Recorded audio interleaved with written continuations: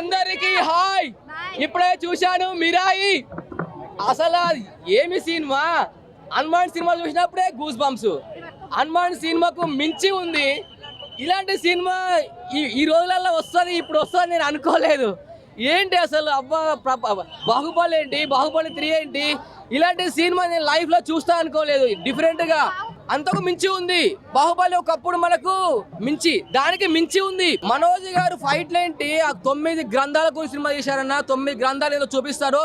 9 గ్రంథాలు చదవడం వల్ల తంత్ర మంత్రాలన్నీ చాలా పూర్వం ఎలా ఉండేది, దేవుళ్ళు ఎలా ఉండేవాళ్ళు, చాలా అంటే చాలా బాగుంది. ఇలాంటి సినిమా నేను లైఫ్ లో చూస్తా అనుకోలేదు. ఇలాంటి సినిమా మళ్ళీ వస్తుందో రాదో తెలియదు, కానీ ప్రతి ఒక్క ఫ్యామిలీ చెప్తున్నా, బల్ల గుద్ది చెప్తున్నా, ఇలాంటి సినిమా మీరు చూసింటారు. లాస్ట్ లో ఉంటుంది చూడు, శ్రీరాముడి ఎంట్రీ.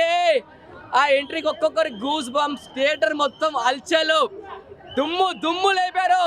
అబ్బా అబ్బా, ఏమి cinema. Karthik sir, director sir, మీకు తల వంచి నమస్కారం పెడుతున్నా. ఇదే హనుమాన్ సినిమాలో ఉంటుంది కదా, ఇందులో స్టిక్ ఉంటుంది చూడు, శ్రీరాముడి చేతిలో ఉన్న స్టిక్. లాస్ట్ ఫైట్ ఉంటుంది చూడు. ఈ సినిమాని గురించి చెప్పదలుచుకోలేదు. ఈ సినిమా ప్రతి ఒక్క ఫ్యామిలీ, ప్రతి ఒక్క పిల్లలు, ప్రతి ఒక్క నాకు చెప్పాలంటే నాకు మాటలు రావట్లేదు. ఇలాంటి సినిమా నేను చూసిన, ఇలాంటి ఇప్పటివరకు ఇంత గట్టిగా రివ్యూ ఎప్పుడు ఇవ్వలేదు. ఇప్పుడు ఇస్తున్నా చూడు.